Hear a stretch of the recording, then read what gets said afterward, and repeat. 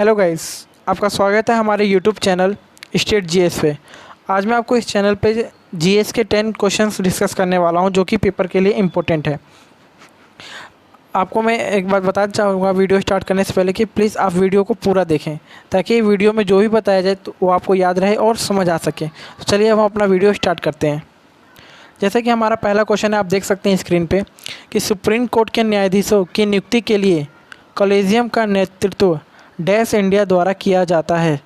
तो देखिए इसका आंसर होगा, आप लोगों को अगर पता है तो आप कमेंट करके बताएं फटाफट से, लेकिन अब मैं आपको बताता हूँ कि इसका आंसर होगा मुख्य न्यायाधीश द्वारा जो है सुप्रीम कोर्ट के न्यायाधीशों की नियुक्ति की जाती है।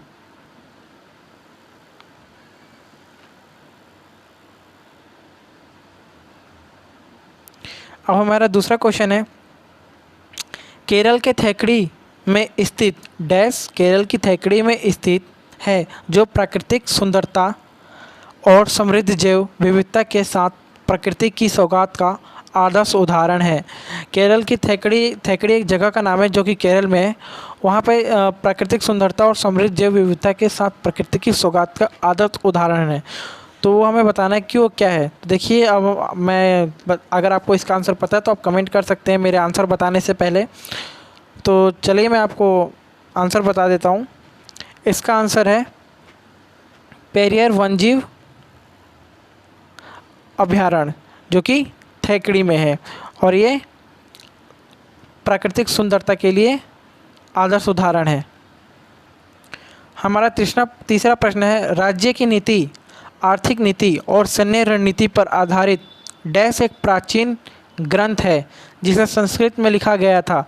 कौटिल्य को पारंपरिक रूप से व्याख्यान लेखक के रूप में श्रेय दिया जाता है। कौटिल्य जो है उस ग्रंथ का लेखक थे, तो कौन सी ग्रंथ है उसके बारे में हमें बताना है। तो देखिए उसका आंसर है, मैं उसका आंसर बताता हूँ। अगर आपको इसका आंसर पता है तो मेरे बताने से पहले आप उसको कमेंट करके बता सकते हैं। तो चलिए अब मैं इसका आंसर बताता हूँ। इसका आंसर है अर्थशास्त्र जो कि कौटिल्य द्वारा लिखा गया था। चलिए अब हम अपने चौथे प्रश्न की तरफ पढ़ते हैं। देखिए इसमें लिखा चौथा प्रश्न कि अकबर ने अपने पिता हुमायूं के मृत्यु के वृत्तांत हुमायूं नामा के लेखन के लिए डैश को अधिकृत किया था। देखिए इसमें मृत्यु जो है मिसिंग है, लेकिन मैंने बोल दिया अपने तरफ से कि हुमायूं के मृत्यु के वृत्तांत हुमायूं नामा लेखन के लिए डैश को अधिकृत किया था।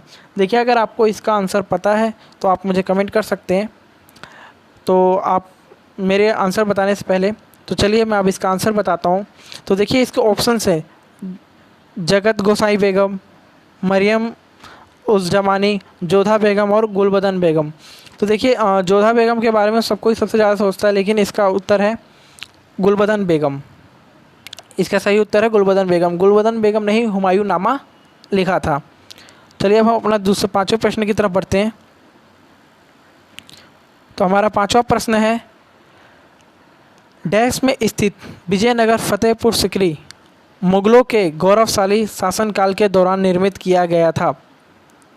ये जो डैश में स्थित जो विजयनगर फतेहपुर सिकरी है जो कि मुगलों ने अपने गौरव के लिए निर्मित किया था, वो किस जगह है ये पूछा जा रहा है। तो आप यहाँ पर ऑप्शन हम देख लेते हैं, जयपुर है, बीदर है, अलीगढ़ है और आगरा है। अगर आपको इसका आंसर पता है तो हमें कमेंट कर सकते हैं और मैं आपको अब इसका आंसर बताने जा रहा हूँ। इसका आंसर है आगरा। फतेहपुर सिकरी जो है आगरा में स्थित है जो कि मुगलों ने अपने गौरवशाली शासनकाल के दौरान निर्मित किया था। अब हम अपने अगले प्रश्न की तरफ बढ़ते हैं। छठा प्रश्न जो है हमारा वो हम देखते हैं। छठा प्रश्न है हमारा, डैश के नेतृत्व वाली वित्त आधारित समिति को चेन्नई में संसद रत्न पुरस्कार के लिए संसदीय स्थायी समितियों के बीच उत्कृष्ट प्रदर्शन के लिए चुना गया था। डैश यहाँ देखते हैं क्वेश्चन में क्या पूछा है। डैश नेतृत्व वाली वित्त आधारित समिति, वित्त आधारित यानी फाइनेंस बेस्ड जो ऑर्गेनाइजेशन होता है उसको हम कहते हैं वित्त आधारित समिति, जो कि चेन्नई की संसद में रत्न पुरस्कार के लिए संसदीय साहित्य समितियों के लिए बीच उत्कृष्ट प्रदर्शन के लिए चुना गया था। तो वो कौन थे, उनका नाम पूछे। तो देखिए हमारे सामने ऑप्शन है धनंजय महादिक, निशिकांत दुबे, एम वीरप्पा मोइली, NK प्रेमचंद्रन। अगर आपको इसका उत्तर पता है तो आप हमें कमेंट कर सकते हैं। तो चलिए मैं आपको अब इसका उत्तर बता देता हूँ। इसका उत्तर है M वीरप्पा मोइली।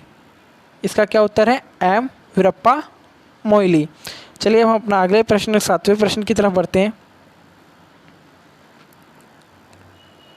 हमारा 7वां प्रश्न है, निम्नलिखित में से कौन सा भारतीय अर्थव्यवस्था की प्रकृति का वर्णन करता है? देखिए इसमें क्या लिखा है, निम्नलिखित में से कौन भारतीय अर्थव्यवस्था आपको पता है भारतीय इंडियन इकोनॉमी जो कि प्रकृति का वर्णन करता है। तो हमारे पास ऑप्शन है मिश्रित अर्थव्यवस्था, समाजवादी अर्थव्यवस्था, साम्यवादी अर्थव्यवस्था या पूंजीवादी अर्थव्यवस्था। तो देखिए पूंजीवादी अर्थव्यवस्था पूंजी से रिलेटेड अध्ययन करता है, वर्णन करता है। साम्यवादी अर्थव्यवस्था और समाजवादी अर्थव्यवस्था को वर्णन करता है। तो हमारे पास जो इसका उत्तर है वो है मिश्रित अर्थव्यवस्था। अगर इसको आपको आंसर पहले से पता था तो आप हमें कमेंट कर सकते हैं। अब हमारा अगला प्रश्न है 8वां प्रश्न।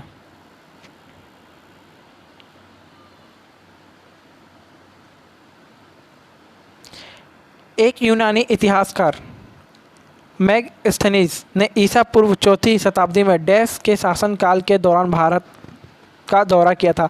एक यूनानी इतिहासकार था जिसका नाम था मेगास्थनीज। पेपर में ऐसा नहीं होता कि हर बार यही पूछे कि किसके शासनकाल में आया था, वहाँ पे ये भी पूछ सकता है कि जो इतिहासकार था यूनानी इतिहासकार उसका नाम बताइए। तो उसका नाम था मेगास्थनीज जो था, जो कि भारत में आया था। तो अब इसने पूछा कौन से शासनकाल में, इस क्वेश्चन का हम आंसर बता देते हैं। तो देखिए हमारे पास ऑप्शन है अशोक, बिंदुसार, चंद्रगुप्त मौर्य और अलेक्जेंडर। सॉरी थोड़ी गलती हो गई थी, अलेक्जेंडर। तो देखिए अब इसका उत्तर है चंद्रगुप्त मौर्य। चंद्रगुप्त मौर्य के ही शासनकाल में इस यूनानी इतिहासकार ने भारत का दौरा किया था। चलिए अब हम अपने 9वें प्रश्न की तरफ बढ़ते हैं। जैसा कि आप 9वां प्रश्न देख सकते हैं कि डैश एक मोरक्को यात्री है जिन्हें अपनी व्यापक यात्राओं के लिए जाना जाता है। वह मोहम्मद बिन तुगलक के शासनकाल के दौरान आया था। देखिए मोरक्को यात्री के बारे में मैंने अपनी पिछले वीडियो में बता रखा है। अगर आप पिछली वीडियो जाके देखें तो वहाँ पे उसके बारे में पूरा बता रखा है मैंने। जो एक मोरक्को यात्री जो था ये मोहम्मद बिन तुगलक के शासनकाल दौरान भारत आया था और इसका नाम था इब्न बतूता, जिसको बाद में इब्न बतूता इसका नाम था। और इसके बारे में और अगर आपको पढ़ना है तो हमारी जो इससे पहले जो वीडियो आई है उसमें पूरा विस्तार में बता रखा है मैंने। चलिए हम अपने 10वें प्रश्न की तरफ बढ़ते हैं। तो हमारा 10वां प्रश्न है और आखिरी प्रश्न है कि निम्नलिखित में से कौन सा एक राजस्थान का लोक नृत्य है? तो देखिए राजस्थान के तो काफ़ी सारे लोक नृत्य हैं, लेकिन इसमें हम ऑप्शन में देखते हैं झूलन है, कुमी है, डप्पू है और मारूनी है। तो ये देखिए कि ये मारूनी, डप्पू और कुमी कोई भी ऑप्शन से मैच आंसर जो है, अगर आपको कोई भी आंसर इसमें से पता है तो आप हमें कमेंट करके बता सकते हैं। वैसे मैं आपको इसका आंसर बता देता हूँ कि इसका आंसर झूलन है, जो कि राजस्थान के काफ़ी सारे नृत्यों में से एक लोक नृत्य है, जो कि राजस्थान का प्रमुख नृत्य भी माना जाता है। अगर आपको ये वीडियो अच्छी लगी हो तो चैनल को सब्सक्राइब करें और वीडियो को लाइक करें। और अगर और भी ऐसे वीडियोस पाना चाहते हैं तो हमें कमेंट करके बताएं। Thank you for watching.